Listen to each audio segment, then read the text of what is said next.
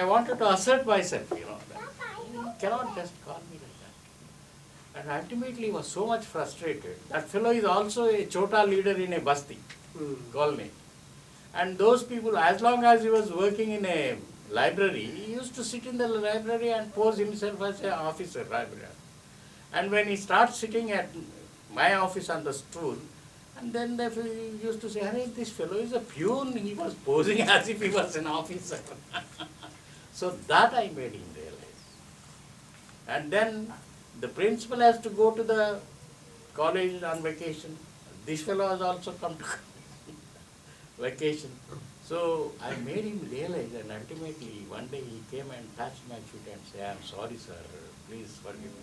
I said, "Why you are sorry? You are doing your job and I am doing my job." "No, no, sir, you know better well about this," I said. Then after 6 months I have transferred him to some other department. See, the realization, that's what I say, kill the evil in the person, don't kill the persons. That's what my BJP government is doing there. Killing the people en masse, killing Dalits, insulting Dalits. And you know that the recent incident is 2 women, Dalit women, were drawing the water from the upper caste tap, and they were made naked, and they were beaten. It's a horrible thing, inhuman, So, I think you have a question here, right? Oh, yeah, sure. Not paying him. Yeah. Sure. Just wanted to ask you about, thank you for this wonderful presentation and talk and everything. And I wish we had more time to hear all the stories, but I want to just ask you about your ancestors' experience of employment in the railways, because you get these 2 kind of themes in your story. One is that by going to the railway colony, there are certain things certain new experiences that are made possible, including certain kind of salaried employment, commensality, being perhaps eating together, perhaps living together. But we also hear from you, and we know that the railway colonies practiced a great deal of untouchability, both in the forms that you have talked about for its own direct employees.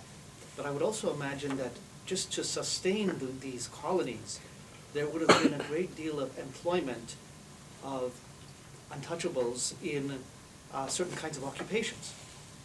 And it's certainly the case today as well.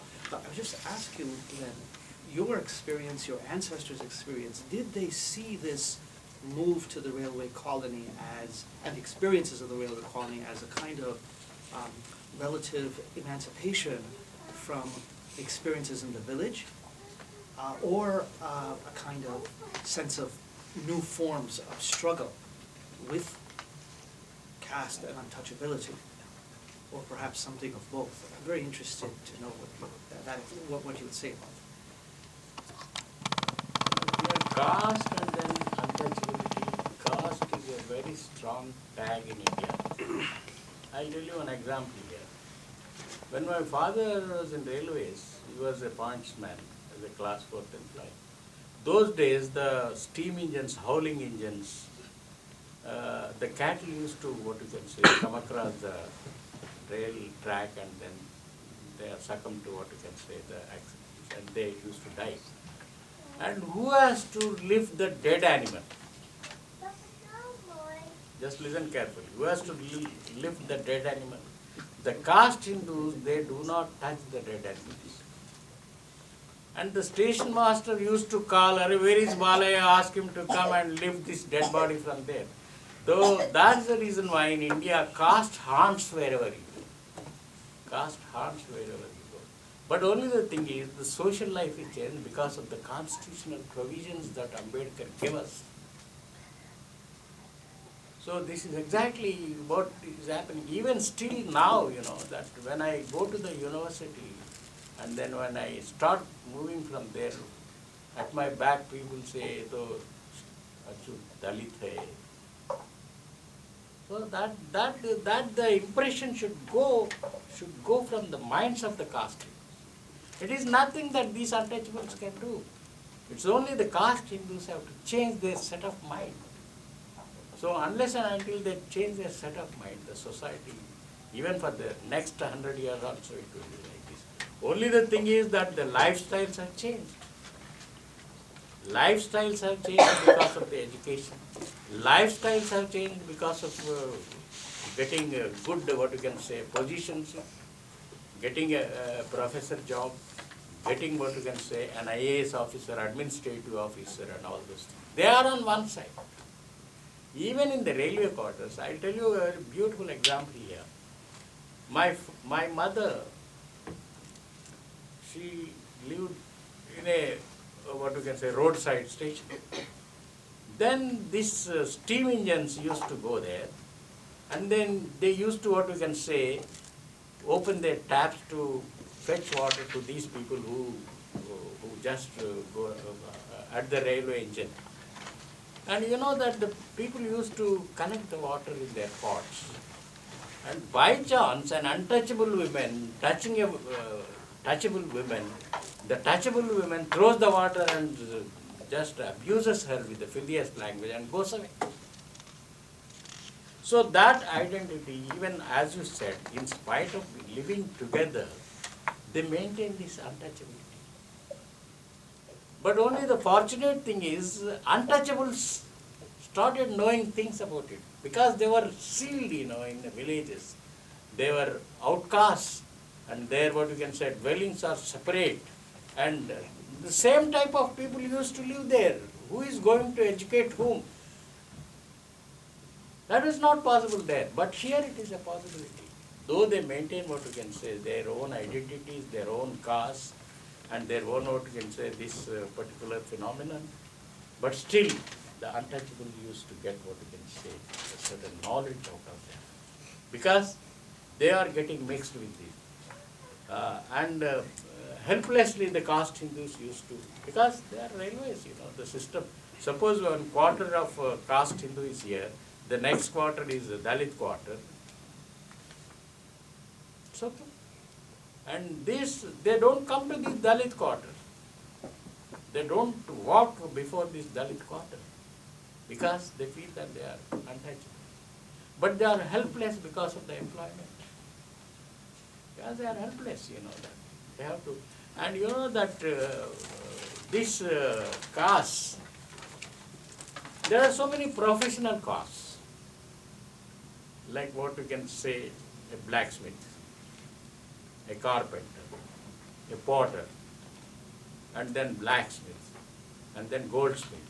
They have their own professional caste professions, the profession by caste. And they were not coming into the railways because they had their own professions.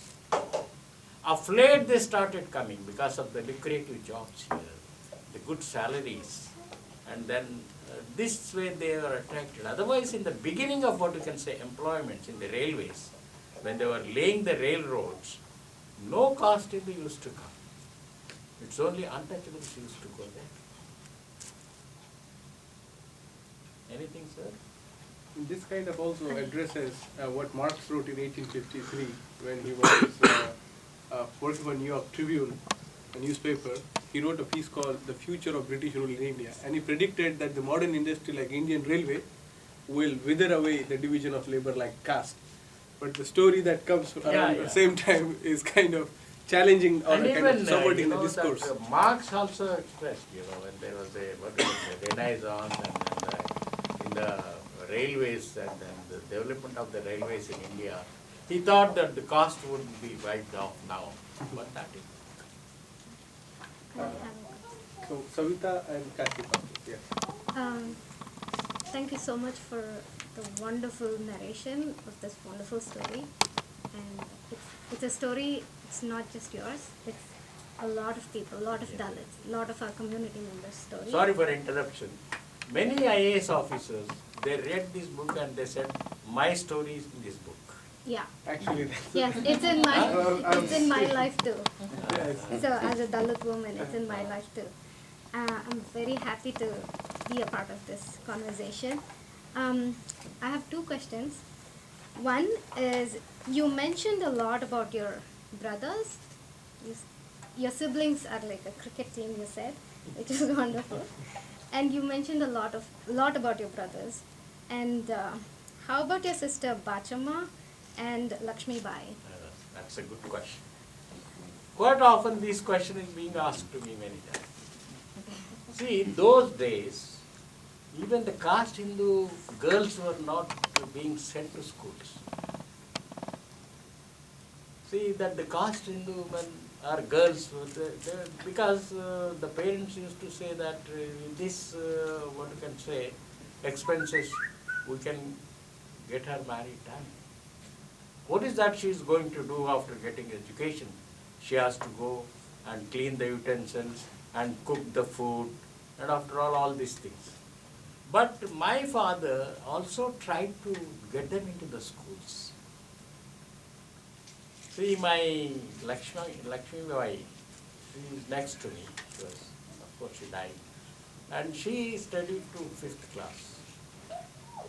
And my my elder sister, Bachama, she used to help my mother when she used to go to the fields, agricultural fields. She used to help my mother there. She used to do part of my mother's work there. And my mother with her, what you can say, children, who are in the lactative stage, who she has to give milk to them from time to time. In that particular time, the landlord never used to keep quiet. And my Bachama, my elder sister, used to help my mother there. Of course, we feel sorry for them not having an education on par with us. But the social situation was like that in those days. But both are capable of reading and writing books. They were not very illiterate there. Yeah, that's the case in many of the Dalit families, Yeah. right? And I totally understand that. And my second question is, the narration of the story with illustration, it was wonderful, extravagant, right? So you mentioned that this book has been translated to various different languages. Has it been made into a children's book where our kids can have access to that? Now, these books can be read when kids are like, say, in their late teens, right? So are there any children's books? I mean, are there any ideas to make a children's book using the illustration that as it is, right? It is wonderful to see that. So I'll tell you an interesting thing. One film crew who is very good at animation, he came to me and he said, I'll make a documentary of this, sir, with all the animations and all those things. He showed me some illustrations also. My father, what you can say, crafting the shoes, and then my great-grandfather crafting the shoes, and then my brother putting on his head box and then going away. All this may come very soon about this, and this may also come as a movie sometime. Yeah, thank you, Dr. Narayan, for a wonderful presentation and writing the book. In India, as you know, we all live segregated lives, so people actually don't even know this exists, right? A lot of people may not know. So I think it's a good idea to write and document that journey and the struggles. I'm wondering if you have to imagine a casteless India, how will we get there? I mean, what will it take to either raise awareness or create empathy? I don't know what will it take for rest of the people to recognize, acknowledge, first of all, the historical discrimination, and then get, I don't know how long it's going to take, but we have to imagine that world, right? So This also happened in my family. I just picked it up. I don't know, somehow it went out of my mind. My third brother, he married a Brahmin woman. So fourth generation started, that we want to see one of the things that Ambedkar's dream, annihilation of caste. There shall be a lot of what we would say inter-caste marriage. And then ultimately he was so much frustrated that he gave up the Hinduism also. See what is happening, my brother, third brother, was a botany professor, and he married a Brahmin woman. She came out of the house. My father's vision. She came and wanted to take shelter in my house before the marriage. My eldest brother objected to it. So she is not a married girl, and you cannot just keep an unmarried girl, and that too a Brahmin. How about our brothers, other brothers, how do they get married, If my brother, if he marries a Brahmin, then my father said, a helpless lady coming for a shelter, first thing we shall provide a shelter to her. At that time, my brother was working in a far-off place, Suryapet. Suppose had this girl gone to there and married him, what is your position and my position? Let us see that he gets married to this girl. And then we took them to a temple and we got married. And that lady has a son and a daughter. And son is a software engineer. But you know that patriarchy and matriarchy are very dangerous things in the Hindu system. Ultimately, whoever is strong, the caste goes up after that. See, now what is happening in this particular case? Even my daughter, she married a Kapu boy, but he was very decent.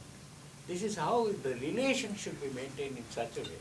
When I went to his father to ask his son to marry because they loved each other, he said, "Sir, your family is such a great family. There are 3 doctorates and 4 academics. How do you get such a relation to me? I am very fortunate to get my son married to your daughter, who is now in Michigan." So this is all depends upon the mindset and understanding. I don't know, the caste mindset, Hindu caste mindset is so strong for centuries together. I do not know, unless and until. That's the reason why ultimately I gave up Hinduism and I am a Buddhist now. I am a Buddhist.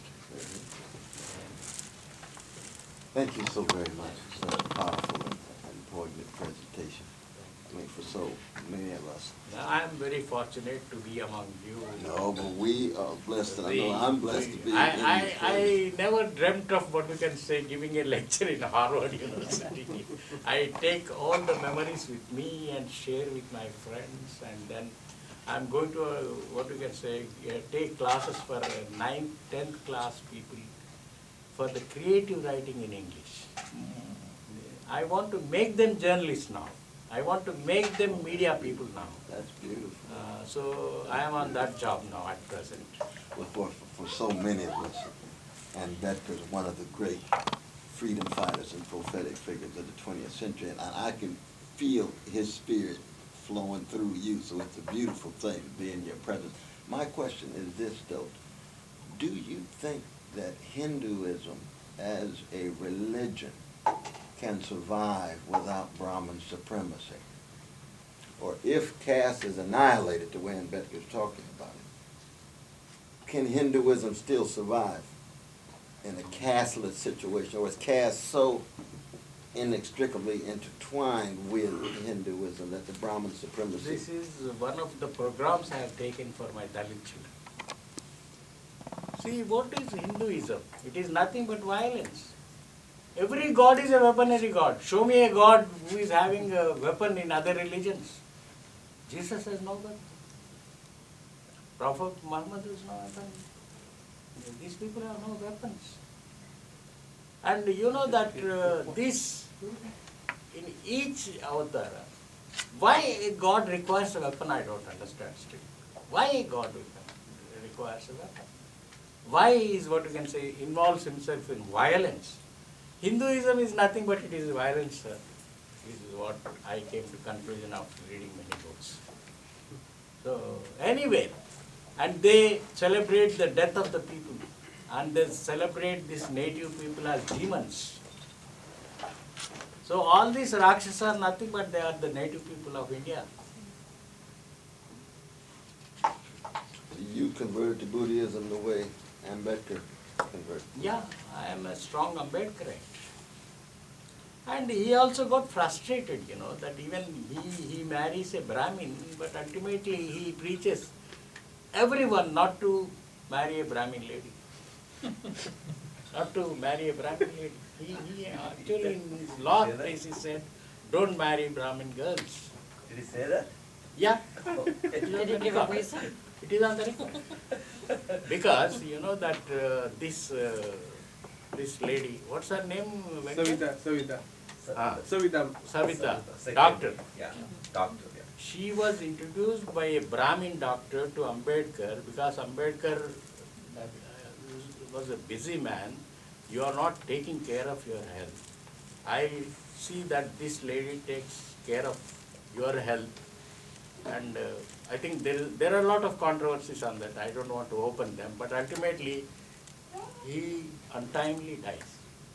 Ambedkar. After all, it's only 60 and odd years.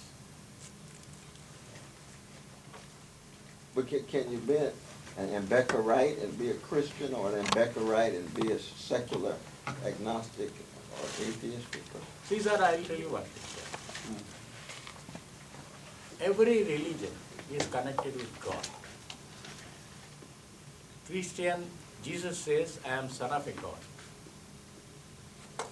Prophet Muhammad says, I am the last prophet sent by God. But Buddha never said I am God. Buddha said I am a teacher. And your consciousness is, you are left to your consciousness. Your body, your mind is the controller of your body. It commands you. And you do what I mean, Ashtanga Marga, 8 precepts, they are there, You do that, that is enough, Then he doesn't believe in rituals, he doesn't believe in soul, he doesn't believe in God. This is exactly what I liked. He doesn't believe in God. And he doesn't believe rituals. What is the rituals? And then one more thing, not only rituals, what do you say that, miracles. How can a miracle happen? This is against the science. You cannot just make a mantra and then make the dead body alive. That's what Hinduism teaches. So, it is, what I mean to say, very close to science Buddhism. Einstein said that. But also, Professor West is also asking, can you be a Christian and be an Ambedkarite? Can you be a non-Hindu and be an Ambedkarite? Christian Ambedkarite, Muslim Ambedkarite? Is there a... Anything I am prepared except Hinduism. Anything I am prepared. Because Jesus was a social revolutionary, He made the people sit together and dine together. Love thy neighbor, he taught. But where is love thy neighbor in Hinduism? Because most of them are out of us. Their dwellings are out of the main village. How can you say love thy neighbor? So that is the reason why in Indian Constitution, Ambedkar included fraternity. Liberty, justice, equality were only the preamble there. Ambedkar said, I took the Constitution not from the French Revolution. I took the Constitution, I wrote the Constitution from my Guru Buddha. Fraternity is not there in Hinduism, sir. Fraternity, who says that? They don't tell you as a brother because you are untouchable. What do you say? Am I correct? They don't say that. 100%. They don't say from the bottom of their heart. They may be just saying lip sympathy. That is a different thing. Anybody has a question? Oh, okay, go ahead. Second last, then you are the last. Any last talk? So this is a very good overview of like how it's kind of very good to know how the things change over the generations. Most of us just kind of see just one generation. So you are seeing it over over the whole generation. And I would say that I would say that in also in last 50, 60 years, there also been here in America, like African American have been socially accepted, but still if you see in last couple of years especially, there has been quite a lot of violence against like African Americans here, and we also see that one also in India against Dalits. So there is a certain population which have gotten quite a good like education, but I would say that there is still quite a big population which is still haven't like advanced socially that much. So having summarized your or how the society has changed over the last 200 years, how do you see, what do you see the next step in the like evolution? What would be, in your opinion, what would be the right step in the next step, like See, evolution? sir, I am always optimistic. One thing what I say,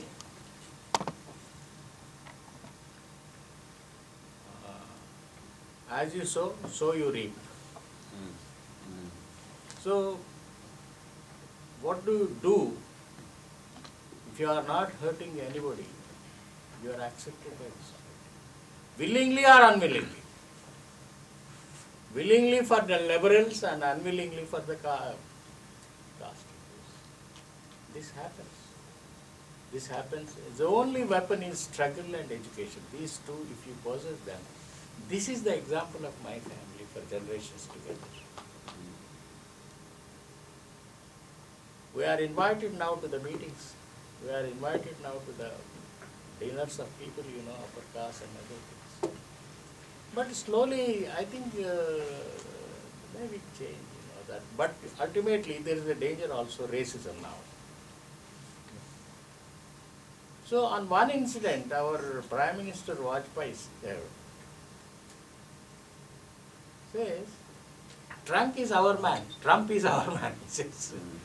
It's good Trump has come, Trump is our man, he says. I don't know the reason behind it, or he says like that. And there that fellow is a Kattar Hindu. And here now, even in the schools, people started saying, go away, why you have come here? And I read in the papers that the swastik marks were here and there in the schools. So that means